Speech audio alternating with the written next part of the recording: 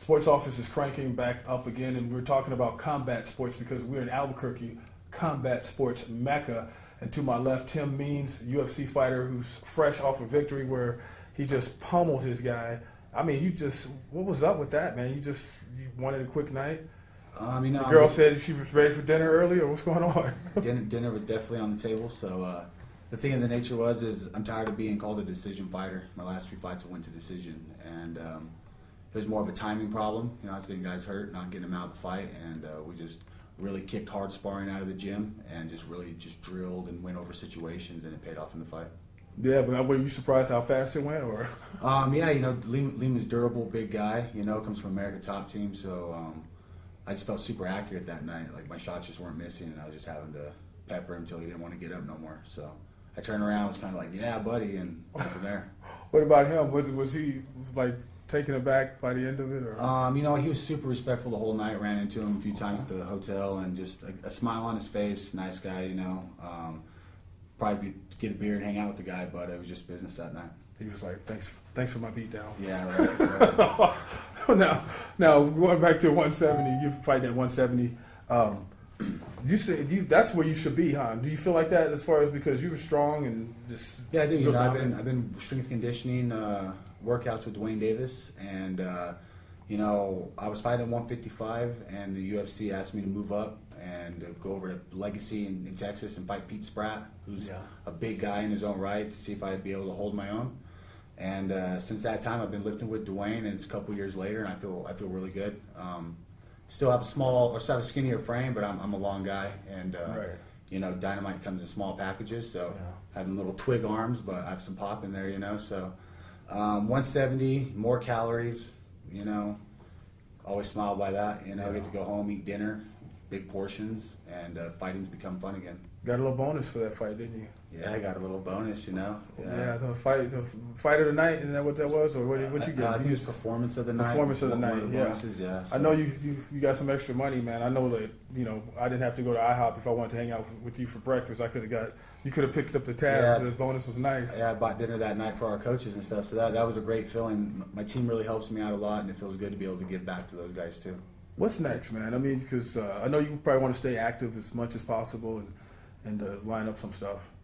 June or July, I got a lot of guys calling me out on social media now, which is super cool, So I'm in the fight game, so I won't get bored without having the fight. So keep calling me out. But June or July will be the next dance, and then I'll just see whoever Joe and Tom work out, and I'll go from there. June or July, is that going to be?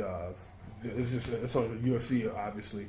Yeah, I looked at the cards, but there's like 6 or 7 cards in those 2 months. So I could be anywhere at that time. I seen one in Germany, I think Vegas. There's a couple different ones. So they've been keeping us busy. I just fought in December, fought again. So hats off to Joe Silva, and I need to thank those guys for keeping me busy, and the work that Tom Vaughn at FinHB does behind the scenes. It really helps me out a lot and looks over my best interest. What about these busters calling you out, man? What do you think about that?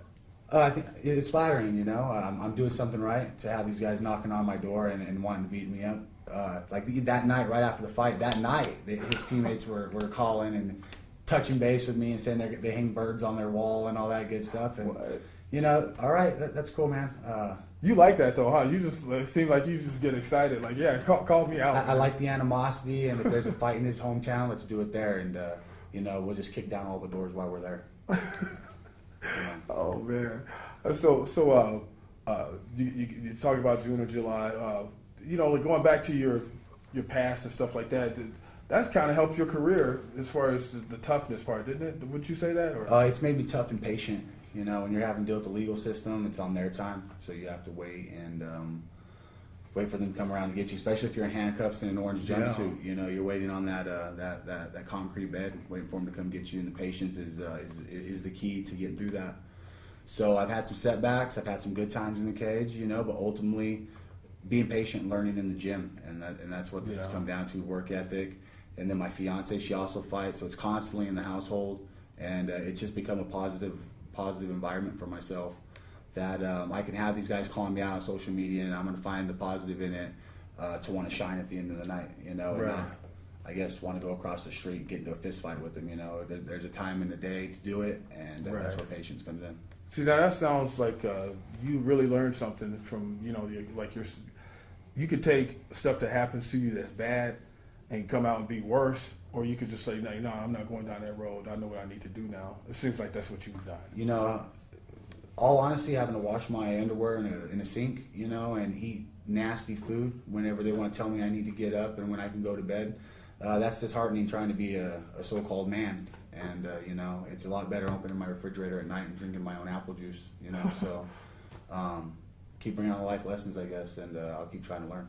Yeah, when you look at that, going from when you first were incarcerated and then coming out, and where UFC was at when you went in until now, you probably you couldn't believe it when you came out, huh? Yeah, it was just night and day difference. You know, it went from an underground type thing to mainstream, and just the intriguing part of it, if you happen to be in there by yourself, you either got to sink or swim, was just fascinating in itself. So able to get out, and it wasn't really a dream, I guess. I just needed some cash at the time, and kind of just stuck with it. You know, didn't want to flip burgers or dig ditches or nothing, so I just. So you kind of just checked it out. It was just like you just kind of like looking at something to do and said, just let me go check this out, and it turns into this. Yeah, you know, I had worked with Tom and Arlene way back in 2004, and I took that time to go get in street fights, not really be a martial artist, but getting out and needing money and not having anything, you know, it just really gave me that straight and narrow, you know. Have made some mistakes up to this point, but ultimately it wasn't like anything in the past, so trying to learn still. With the name of Dirty Bird, man, now how do you get that again? I know there's a story behind it. I dyed my hair red. I had like a bad haircut. You know, you get on Sheer Dog, I think they got one of the photos on there, but it was an awful haircut. You see that I was super lost in life. I was a confused kid. The haircut, the haircut says itself. Teammates said I looked like a dirty bird, and you know it wasn't a flattering thing at the time, but it was a nickname that just stuck. You know, so just ran with it. Yeah, I was wondering if you were a Falcons fan. You know, that's what they call. Yeah, I didn't even know it at the time. You know, so but now, you know, watching football I do now, but it wasn't a good nickname for myself. It's kind of an embarrassing moment, but it's turned into a cool thing. Well, speaking of football, man, like you MMA guys, when I talk to you all, I play football, and I talk to all these different guys, and they'll say like, you guys are crazy. Yeah. And you think your sport is safer than football, and that blows me away. I'm gonna have to say it is. You know, football blows me away. You guys are big, cracking into each other. I can't grasp that in my head. You know, Dominic Crispin, who's shooting this video, played football. And he's probably freaking out on this, that you think that your sport is not as crazy, that our sport is crazier than yours, which is unbelievable to me. You know, maybe it's just a comfortable matter if I've done more of my sport, you know? Yeah, so maybe that's just that gray area for myself, but yeah, y'all are crazy. So. Oh, wow, man. Because when I look at the fights and I'm seeing you guys just, like wailing on each other, I'm just going like, man, this is rough, man. Yeah. Everyone's got their own cup of tea, you know? Yeah.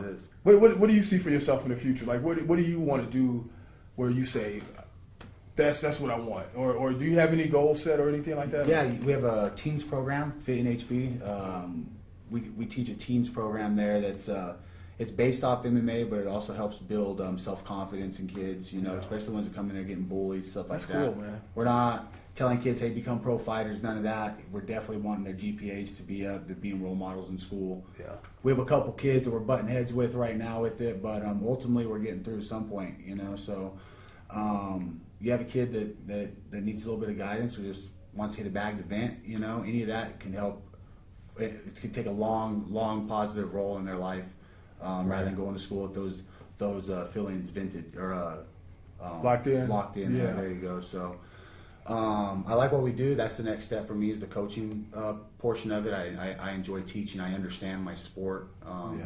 So and it's cool to see. We've had a handful of kids come in that would barely talk, and now they're smiling, they're laughing, they joke around, and it's just cool to see those kids come out of their shell. Plus, you give them a little surprise from the bully, huh? Yeah, right. Bully comes back thinking things are the same. It's like, no, man, it's not like that anymore. Yeah, you know, if you could just get these kids to make eye contact and stand up for themselves, a lot of that bullying would stop. But the bullies look for those weak kids, you know? What seems like more of a problem nowadays, you know, like even on social media and all that stuff. I for one, can't stand bullying. And anytime I ever had to go to the principal's office, it was because I smacked the bully because he was picking on somebody. Yeah. It used to just drive me crazy, man. Yeah.